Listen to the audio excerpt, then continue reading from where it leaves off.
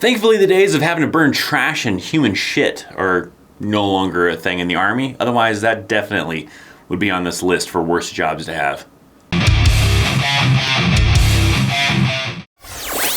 What's up, my friends? Welcome to an all-new video. I'm U.S. Army veteran ThatChrisChaos, and today we're talking about some jobs in the Army that are the worst. Some things that just really suck that you get stuck doing, kind of a thing. We are going to talk a little bit about MOSs as well, so make sure you stick around for some of that part of it. But with MOSs, I mean, there's probably every MOS that has something that sucks about it, right? You could talk to one person and this really sucks about this MOS, so you should never join this MOS, and then you talk to somebody else and they're like, oh, that's not that big of a deal, you know, it's the greatest MOS ever. So we will talk about some MOS stuff that, you know, maybe makes it the worst kind of a thing, but we're gonna start off talking about jobs. These are jobs that, you know, it doesn't matter what your MOS is, you may get stuck doing these. And for some of you, these things suck really bad. For some of you, that's like, that's not a big deal. I don't really care too much. So it's gonna kind of vary, but I'm just kind of trying to give you a little bit of heads up of things that, regardless of your MOS, some jobs that some people consider to be the worst.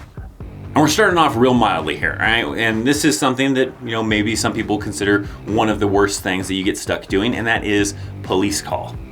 So some of you may be confused and maybe have no idea what the hell the term police call means, and we're gonna play a little fun little thing, all right? So if you wanna take a guess at what you think police call means, here in a second, I'm gonna have you pause the video and comment down below in the video of what you think police call actually means. So go ahead and hit that pause button and then resume the video after you comment. All right, so welcome back if you did pause the video and participate, but if you guessed that police call means picking up trash, picking up weeds, picking up stuff around the area, then you got it correct. Possibly if you had no idea what police call even meant, I'd be really surprised if you guessed that correctly, because most people are really surprised when they find out that that's what police call means. For those of you in the Army or veterans, you weren't surprised at all. You are familiar with the term, so it wasn't a big surprise. But let's talk about what actually it means doing a police call. To some individuals, this isn't that big of a deal, but for some individuals, you know, you're really motivated about your MOS, your job or whatever, and then you're told to, hey, I need you to go outside and go do a police call. So that means you gotta take your happy ass outside, if you weren't already outside, I guess, or whatever, and walk around picking up trash. You know, the crappier part about it is, especially for like non-smokers, is sometimes it means picking up cigarette butts. A lot of times you might have units where they'd be like, hey, we want the smokers to go do that, right? You're a smoker, so you can go and pick up cigarette butts, and your non-smokers just go pick up the trash. So that really depends, but sometimes you just get stuck having to pick up everything. You could prepare, I guess, and bring gloves if you really want to, but sometimes it's just a hey you detail type of thing where they're like, hey, you, I need you to go do a police call, and you weren't really prepared for that.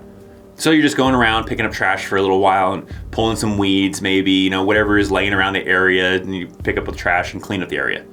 For some of you, you're probably like, that's not that big of a deal. Picking up trash, I really don't care. But for some people, you know, especially you have a really nice job, nice cushy job working in the office or something like that, and it sucks having to go pick up trash and potentially get dirty depending on like how bad the area, I guess, could be that you have to go police call. So from there, we'll kind of step it up just a little bit to what is called KP duty, or kitchen police, or kitchen patrol, however you may have heard that term. For some of you, that's a really rare term, especially like current day Army type of stuff, because it's a little bit more rare. For people that are a little bit more old school, you're probably really familiar with that term, but here's what this does. So you have individuals that work in a DFAC, in a chow hall, whatever, the cooks and everything like that. Well, sometimes they need some help. They need some help, you know, washing the dishes, doing different tasks so they can focus on the main goal of preparing food.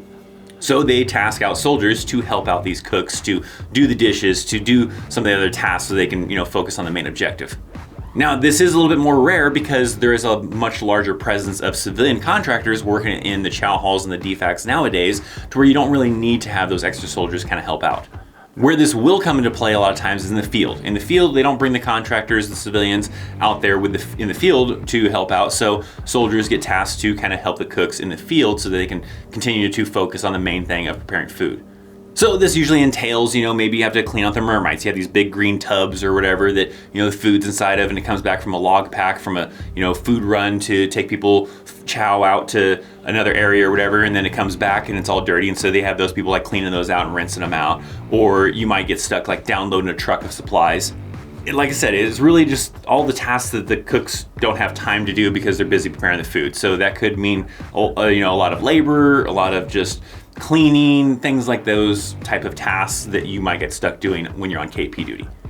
So let's step it up maybe a little bit more, and that is a urinalysis observer. Thankfully, for those of you that are maybe joining here soon or something like that, or young soldiers or whatever, you might have to worry about it for a little bit, as this is typically an NCO type of duty. But if you're in a situation where like a specialist promotable or maybe a corporal or something like that, then you could get stuck with this duty. So what is a urinalysis observer and why does it suck so bad? Well, let's talk a little bit about that. In the Army and in the military in general, really, you have these urinalysis drug tests that you're doing quite frequently. Sometimes you'll have, several in 1 month. Sometimes you might go a couple of months without one. It just really kind of fluctuates. But you are tested multiple times a year. So you have to go and pee in this bottle, and there has to be someone there to observe you doing so to make sure you're not tampering with it. That's very different than on the civilian side. If you've ever done a drug test on the civilian side, it usually means going to a doctor's office, going to pee in a cup privately inside the bathroom, and then come back out and then handing over your sample. In the military, they're very strict with it, so they're making sure there's no tampering going on. So that means that someone is in there that is making sure and physically observing you pee into that bottle to make sure you didn't put anything in that bottle, you didn't have fake urine, nothing that could be possibly tampered with to give a false sample. So those individuals, both there is a male to go into the male's latrine to watch them pee into the bottle. You follow them in there. You have the bottle in eyesight at all times, and then you go in there and unscrew it and everything like that, and have to kind of turn sideways to pee in the bottle so the observer can watch you peeing inside of it. There's another individual for the females, so the females go into the female bathroom with another female to observe them peeing into the bottle. I have had to be a urinalysis observer several times. It's not a fun task to have to sit there and watch someone pee into a bottle kind of a thing. Thankfully, some of the worst kind of situations, I have not been stuck in those type of situations though. In some examples, I've known individuals where they had to do more than just pee, so, well, you gotta observe all of it going on. So they can't just have you, go to the bathroom first and then go ahead and pee in this bottle. No, you gotta kind of do it all at once. Otherwise you have to start over and get back in line and then wait and have to pee again. So they have to hover over the toilet, do their business, and then pee into the bottle or whatever the case might be. If they can pee first and then do the other part a little bit later, then cool. But I've known people, they're like, no, I can't do that. I really gotta go. Like I said, thankfully, I never got stuck in that situation, but I'd imagine that adds a lot more level of, suck factor to that job when that happens. Now, in general, some people even say being an enlisted soldier is one of the worst jobs to have in the United States. I'll probably save that for another video and it kind of explains some of the factors that are involved with that, but there's even at that level, just simply being in the military or in the Army as an enlisted soldier is possibly one of the worst jobs to have in the United States. So if you potentially want to see that future video, make sure you're subscribed to the channel with notifications turned on. Now let's dive a little bit more into the MOS side. And I actually asked some of you guys on Instagram as to what MOSs did you think might be the worst, or what jobs do you think would be the worst to have in the Army? So let's take a look at some of those, shall we? So in there, I've seen a couple people that mention cook or a 92 golf. So let's talk a little bit about why a lot of people feel that a 92 golf is one of the worst jobs to have in the Army.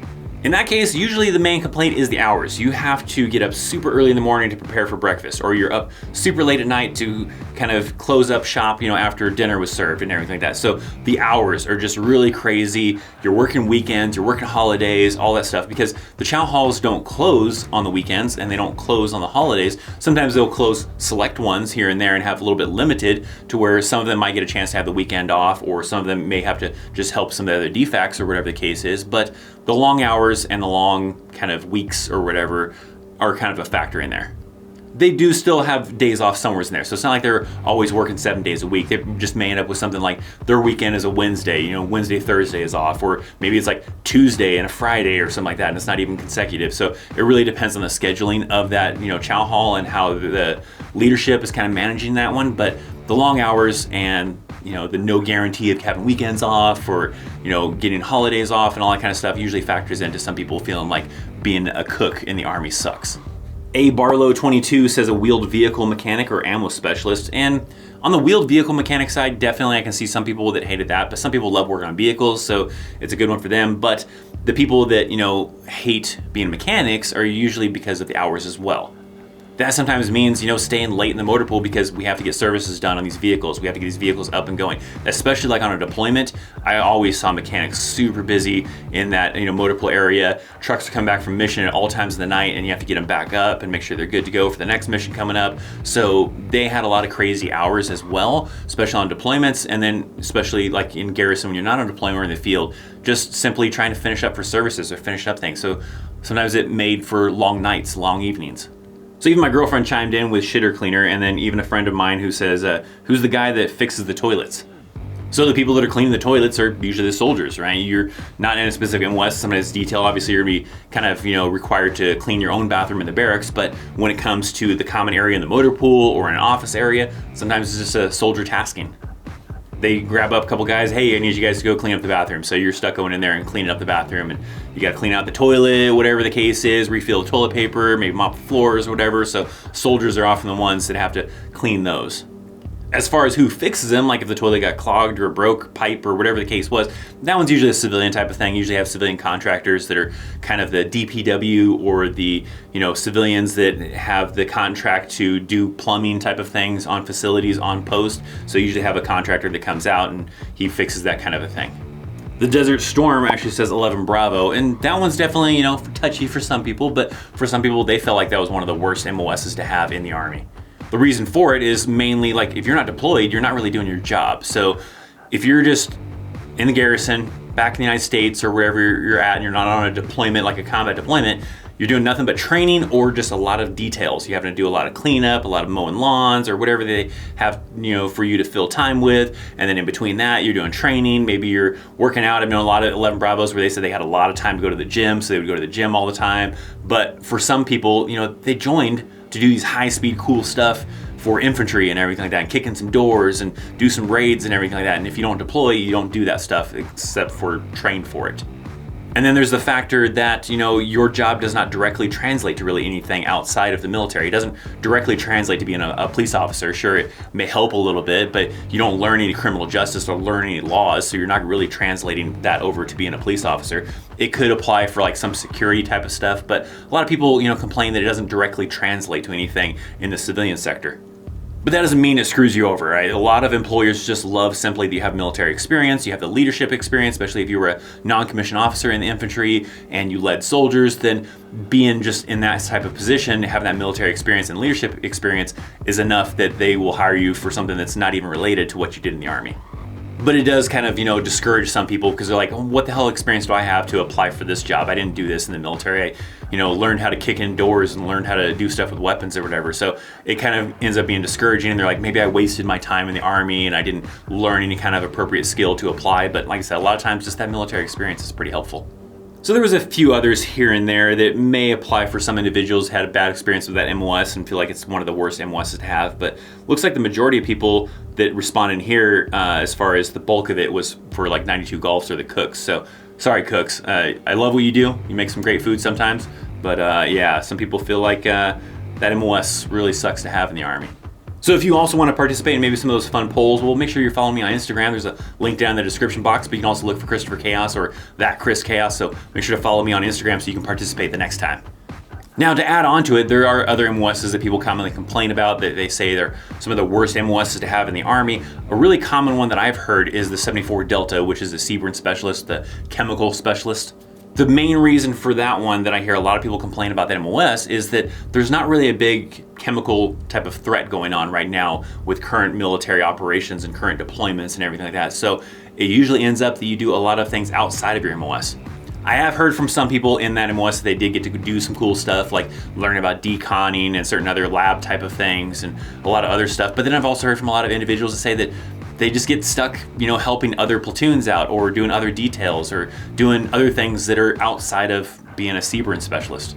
But like I said, some people, have great experiences with that MOS, but some people said they absolutely hated it and ended up reclassing to something else because they just weren't doing what they thought they were going to do. Even some people with my MOS, 88 Mike, they feel like that one might be one of the worst MOSs to have. Main complaint I've heard from people that feel like that is a bad one to have was geared towards like deployments because of the large threat of roadside bombs. They're like, that's a dangerous job. There are a lot of other MOSs that are on the road too, and they kind of factor those ones in there as well. But 88 Mikes, they were just commonly saying that, oh no, it's a super dangerous job because of roadside bombs. But also with deployments, you're working late hours sometimes to transport stuff, or you're not going on any deployments and you're just simply being an 88 Mike in garrison. And people are a little bit bummed because they thought that maybe it was more like a truck driver type of thing where you're going from one side of the United States to the other side of the United States and living that trucker life and transporting ammunition or transporting cargo or whatever the case might be. And that's not what it usually is on base. So if you're not in deployment, then you're just driving trucks, here and there to move some equipment here and there for short little distances, or maybe out to the ranges for training or things like that. And that's not what they expected. Now, if you're new to the Army or maybe joining the Army pretty soon, I definitely recommend checking out this video so you know who to make friends with, what MOSs are the best MOSs to be friends with. If you haven't seen my latest video, check that one out. Check that out right down there. Also, links down in the description for social media and everything else. I'm ThatChrisChaos. Thanks for watching. See you next time. See ya.